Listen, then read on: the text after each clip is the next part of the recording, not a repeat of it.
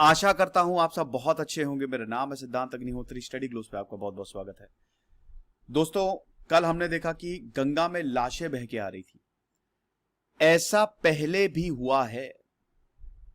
कब हुआ है? 1918, जब स्पेनिश फ्लू फैला था। तो हम बात करेंगे इसकी। इंडियन एक्सप्रेस ने इसको छापा है बहुत अच्छे से। चैनल को सब्सक्राइब करो यार, और इंस्टा पे मुझे फॉलो करो। टेलीग्राम पे लगभग 20,000 21,000 के करीब सब्सक्राइबर है, तो यहां पे भी आओ आप। देखो, हमने कल देखा कि बिहार में काफी बॉडीज, गंगा में, चौसा में काफी बॉडीज देखने को मिली। यही हमने हमीरपुर में देखा, यही हमने कल लखनऊ में देखा। रूह कपा देने वाली तस्वीरें। लाशें तैर रही हैं नदियों में। बॉडी किसकी है? कोविड-19 पेशेंट्स की। यही सस्पेक्ट किया जा रहा है कि 30 से 40 हजार रुपए क्रेमेशन के लगते हैं। परिजनों के पास पैसे नहीं होंगे तो उन्होंने बॉडीज जो हैं वो नदी में बहा दी। खतरनाक। ऐसा ही कुछ देखने को मिला था 1918 में, 1918 में। जो रिपोर्ट है 1918 इन्फ्लुएंजा एपिडेमिक जो फैला था, वो भी चौंका देगी। नेशनल आर्काइव्स, रिपोर्ट का जो नाम है नेशनल आर्काइव से निकाला है, the influenza epidemic of 1918 in India. Report में एक और रिपोर्ट है by the foreign and political department of the government of India, जो प्रिंसली स्टेट से डील कर रही थी। यानी कि रिपोर्ट एक रिपोर्ट के अंदर रिपोर्ट है जो प्रिंसली स्टेट से डील कर रही थी। वो जून 1919 की है। अब रिपोर्ट में सारी डिटेल्स लिखी हुई है। किसने लिखी है? General officer commanding Mau. 12 नवंबर 1918 को जनरल ऑफिसर कमांडिंग लिखते हैं, बहुत बुरी हालत है। यह मेरा ऑनर है कि मैं आपको यह इंफॉर्मेशन कॉपी भेज रहा हूं, जो कि सदर्न स्टेट्स के पॉलिटिकल एजेंट्स हैं। नर्मदा रिवर में पोल्यूशन हद से ज्यादा बढ़ गया है, क्योंकि लाशें बह के आ रही हैं। इन्फ्लुएंजा कॉप्सेस बहुत सारे हैं। नोट को एड्रेस किया मेजर जनरल, जो कि सदर्न कमांड के उनको कार्यभार दिया गया था। मतलब नोट भेजा किसने? जनरल ऑफिसर कमांडिंग, और एड्रेस किया किसने? मेजर जनरल ने। एक्चुअल रिपोर्ट क्या है नर्मदा रिवर पे? रिपोर्ट शुरू होती है कि नर्मदा रिवर की कंडीशन बहुत बुरी हो चुकी है, पल्यूट हो चुकी है। खालघाट, मध्य प्रदेश में टाउन है ना खालघाट, वहां पे हालत बद से बदतर हो गई है। ढेर सारी लाशें बह के आ रही हैं बिटवीन खालघाट धर्मपुरी। जो नाव वाले हैं वो नदी में नहीं जा पा रहे हैं। लाशें इतनी ज्यादा हो गई हैं, कोई एग्जैजरेशन नहीं है। डेथ्स इतनी ज्यादा हैं, फैमिलीज के लिए उनका अंतिम संस्कार करना लगभग नामुमकिन सा हो गया है। इस रिपोर्ट ने दोस्तों हिला के रख दिया था। आपको बता रहा हूं मैं। रीजंस क्या दिए गए हैं, क्यों ये लाशें जो हैं वो नदी में फेंक दी गई, जैसे अभी तो कोविड-19 की वजह से। ऐसे रीजंस क्या दिए गए हैं? 1918 में रीजंस क्या थे? पॉलिटिकल एजेंट ये बोलता है कि सिचुएशन एपिडेमिक की वजह से हुई, अरेंजमेंट्स थे नहीं, लाशें जलाने के लिए जो सामग्री चाहिए, ना लकड़ी थी ना गाय के कंडे थे।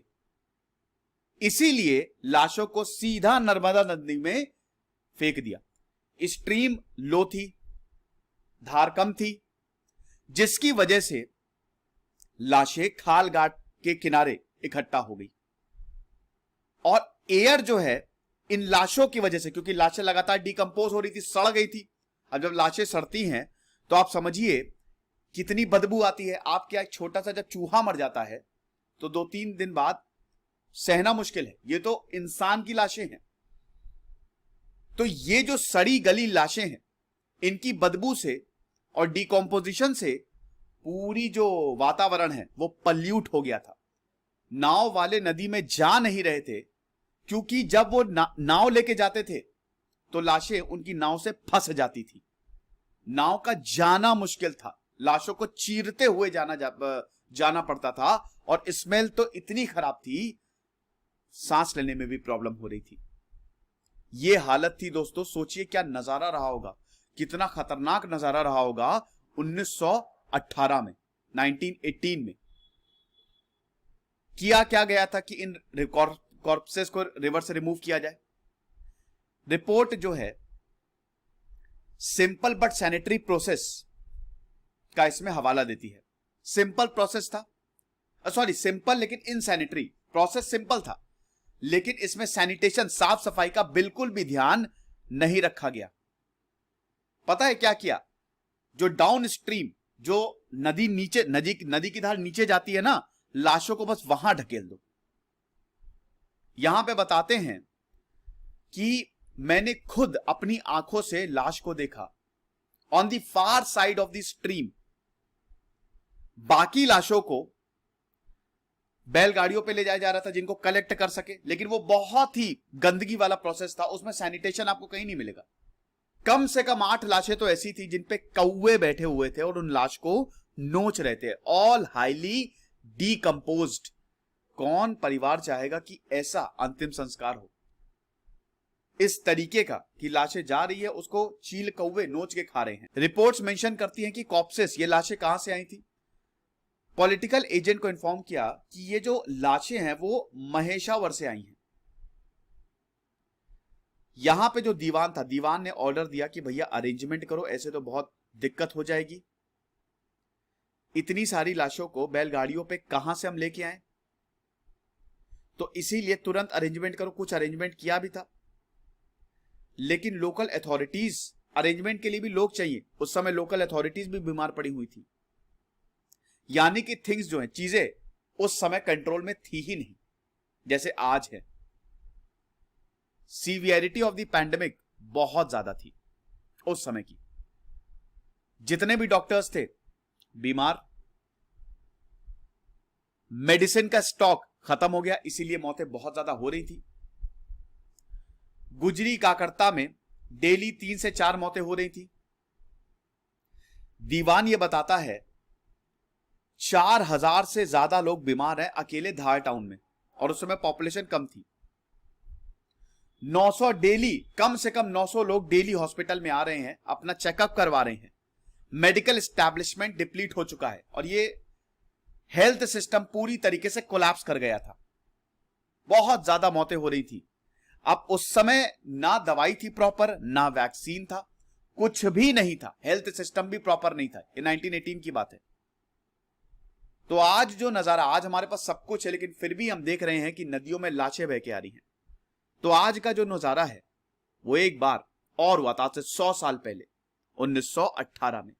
लेकिन उस समय की सिचुएशन बहुत ज्यादा खराब थी। आज सिचुएशन की बात छोड़िए, लेकिन आज हमारे पास इतना तो है ना कि हम ये सब कर ही सकते, स्टेट ये प्रोवाइड कर सकता है, लेकिन उसके बावजूद फेलियर है सिस्टम का पूरा का पूरा। खुश रहिए, पढ़ते रहिए। इधर से सिद्धांत अग्निहोत्री साइनिंग ऑफ।